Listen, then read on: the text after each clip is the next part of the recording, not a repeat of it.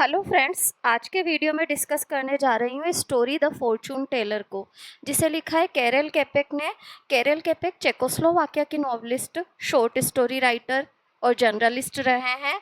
और Versailles treaty के बाद ये भी ध्यान रखेगा कि चेकोस्लोवाकिया अस्तित्व में आया था, क्योंकि एक नंबर में कई बार ये क्वेश्चन पूछ भी लिया जाता है।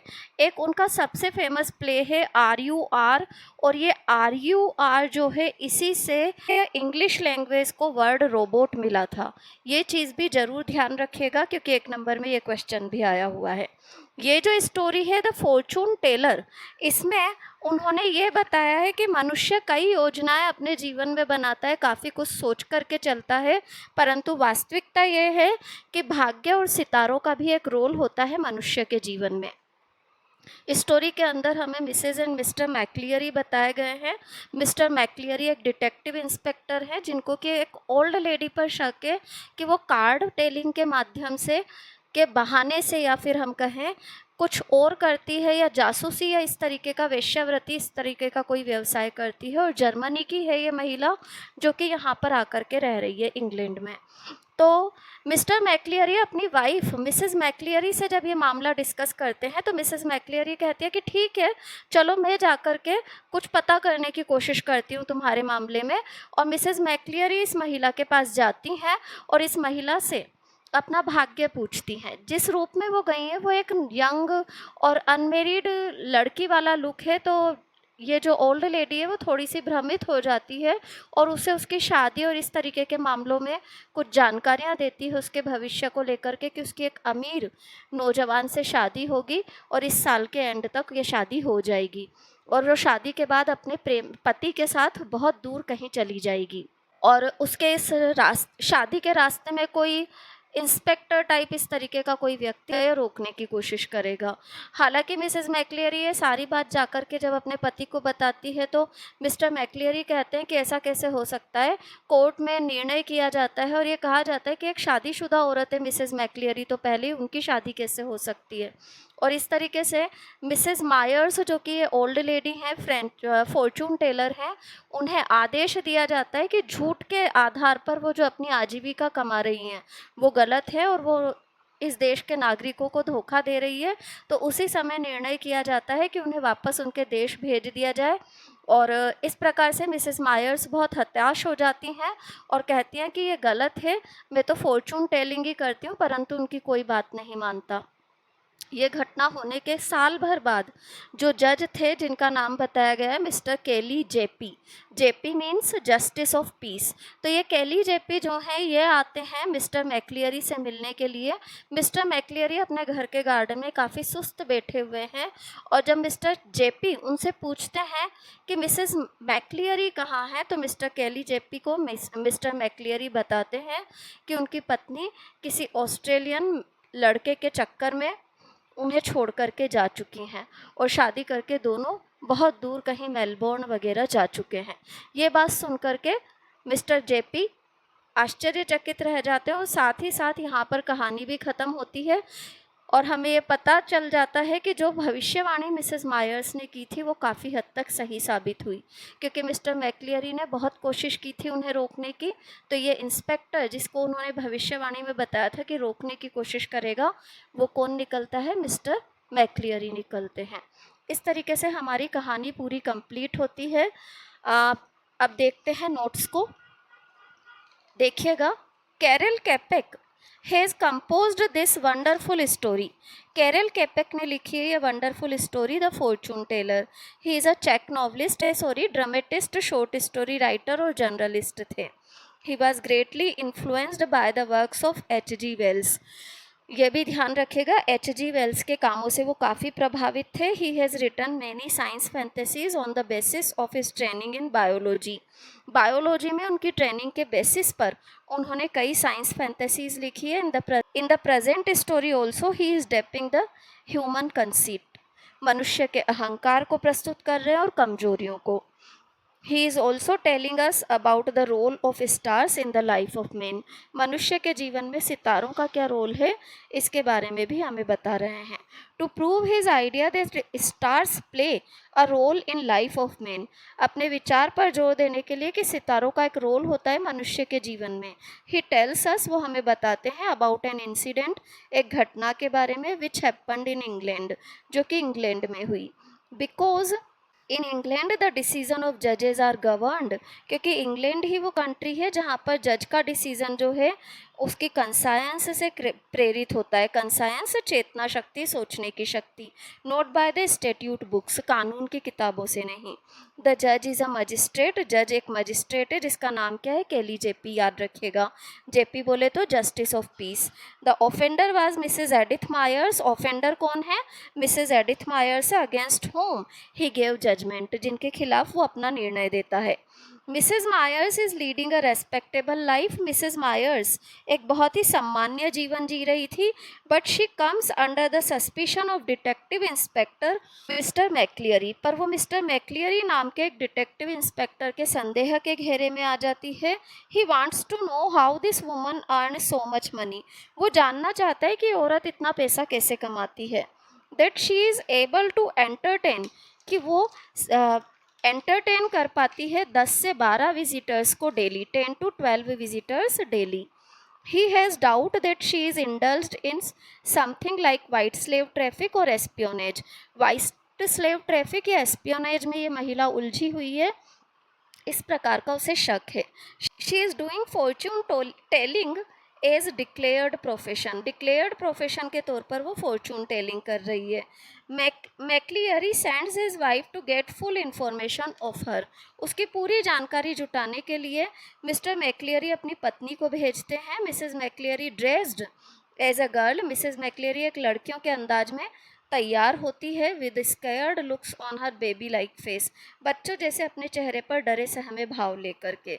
Reaches the house of Mrs Myers के घर पहुंचती है। She does not wear her wedding ring, अपनी वेडिंग रिंग भी नहीं पहन करके जाती। Mrs McLeary asks her about her future, और फिर उससे अपना भविष्य पूछती है। And tells her name Miss Jones, और अपना नाम क्या बताती है, मिस जोन्स, ये भी ध्यान रखिएगा। Mrs Myers makes her to set some cards to in 5 heaps, Mrs Myers उनसे 5 ढेर में ताश को सेट करवाती है। In the first heap the she takes out diamond, पहले ढेर में से वो डायमंड ईट का पत्ता निकालती है, विच स्टैंड फॉर मनी, जो कि पैसे को बताता है। In the second heap she takes out 10 of spades, 10 of spades निकालती है दूसरे ढेर में से, विच मीन्स अ जर्नी, जिसका मतलब है यात्रा। इन दिस वे, इस तरीके से she uncovers all the heaps, सारे पत्ते खोलती है। एंड डू द प्रेडिक्शन, और भविष्यवाणी करती है, प्रेडिक्शन यानी भविष्यवाणी। She says to her that within a year she must be married to a very rich young man, साल ख़त्म होते होते उसकी शादी किसी बहुत अमीर व्यक्ति से हो जाएगी, ये भविष्यवाणी करती है। He must be a millionaire और बिजनेसमैन, ये व्यक्ति कोई करोड़पति या बिजनेसमैन होगा। Because due to work he has to travel much, क्योंकि काम के सिलसिले में वो बहुत ज़्यादा यात्राएं करने वाला होगा। सम एल्डरली जेंटलमैन, कोई अधिक उम्र का व्यक्ति, वुड हिंडर इन हर वे, उसके रास्ते में आएगा। हिंडर यानी बाधित करना। After marriage she will go to a far off place, शादी के बाद वो बहुत दूर कहीं चली जाएगी। परहैप्स अक्रॉस द ओशियन, समुद्र पार शायद। Mrs McLeary was very much impressed by this fortune telling, Mrs McLeary इस फॉर्चून टेलिंग से बहुत प्रभावित होती है। But Mrs McLeary does not mister McLeary does not like her, पर मिस्टर मैक्लियरी को ये लेडी पसंद नहीं है। Because she belongs to Lubeck, क्योंकि ल्यूबेक की है, and is a damned German, और दुष्ट जर्मन नागरिक है। So he complains to his senior authorities, वो अपने सीनियर अधिकारियों से शिकायत कर देता है।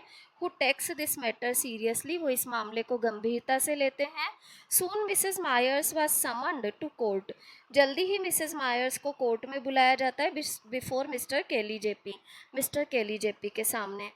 देन इन ट्रायल ऑल्सो, फिर मुकदमे के दौरान भी Mrs Myers entreats that fortune telling is a way of earning for her, Mrs Myers विनती करती है, एंट्रीट्स यानी विनती करना, कि उनके लिए फॉर्चून टेलिंग क्या है, माध्यम है पैसा कमाने का।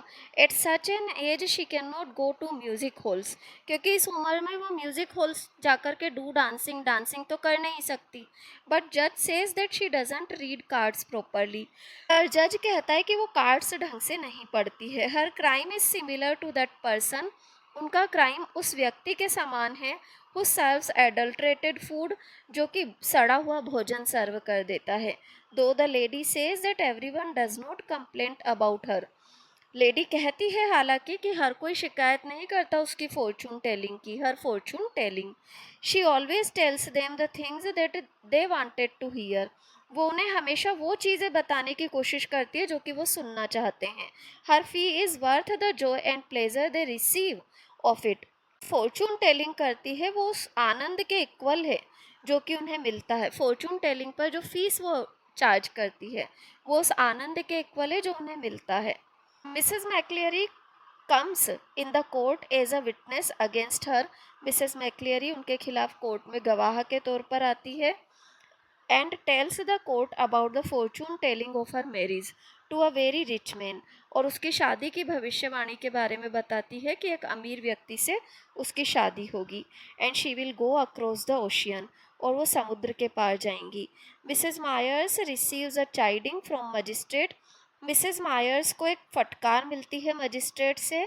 ही says 9 of spades means hope, वो कहता है 9 ऑफ स्पेड्स का मतलब क्या होता है, उम्मीद। नोट अ लॉन्ग जर्नी नहीं।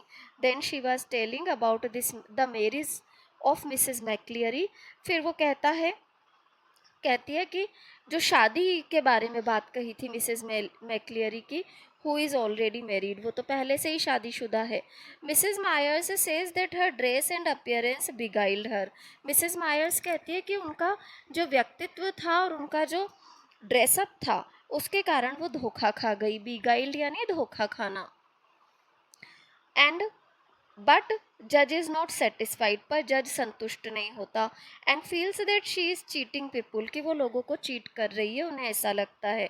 Mrs Myers is fined 50 pound, Mrs Myers पर 50 पाउंड का जुर्माना लगता है। She was ordered to be deported to her country, और आदेश दिया जाता है उन्हें उनके देश भेज देने का। And as an alien she has to obey their orders, और एक विदेशी नागरिक होने के कारण उन्हें आदेश भी मानना पड़ता है। आफ्टर अ ईयर मिस्टर केली जेपी मीट्स इंस्पेक्टर मैक्लियरी, साल भर बाद मिस्टर केली जेपी मिलते हैं इंस्पेक्टर मैक्लियरी से, हु इज़ वेरी सैड, जो कि काफ़ी उदास है। He tells Mr. Kelly JP that some whippersnapper had gone crazy for Mrs. McCleary. वो बताते हैं कि कोई तारा लड़का मिसेस मैक्लियरी के पीछे पागल हो गया था। And he was not aware of all this, और वो जानकारी ही नहीं हुई। He was a millionaire from Melbourne, ये व्यक्ति मेलबोर्न का एक करोड़पति था। They both eloped together to Australia, और दोनों ऑस्ट्रेलिया भाग गए, ये चीज़ भी ध्यान रखिएगा। He tried a lot to stop her, उन्होंने बहुत कोशिश की अपनी पत्नी को रोकने की। In this way in the end, इस तरीके से अंत में Mrs Myers fortune telling is proven right, Mrs Myers की फॉर्चून टेलिंग जो है वो बिल्कुल सही साबित होती है। So destiny has many covered truths, भाग्य के कई छुपे हुए सच हैं। विच आर रिवील्ड इन सच अ वे, जो कि इस तरीके से प्रकट होते हैं। The sudden change in the life of both mister and Mrs McLeary, अचानक से जो परिवर्तन आता है मिस्टर और मिसेस मैक्लियरी के व्यवहार में, के संबंधों में, जीवन में, इज इट्स एग्जाम्पल, वो इसी का उदाहरण है। Before her meeting with Mrs Myers से मिलने के पहले Mrs McLeary was a loyal wife, Mrs McLeary एक लॉयल वाइफ थी। She was just helping her husband, पति की मदद कर रही थी केवल। कैरिंग आउट हिज मिशन, और उसके मिशन को पूरा करने की कोशिश कर रही थी।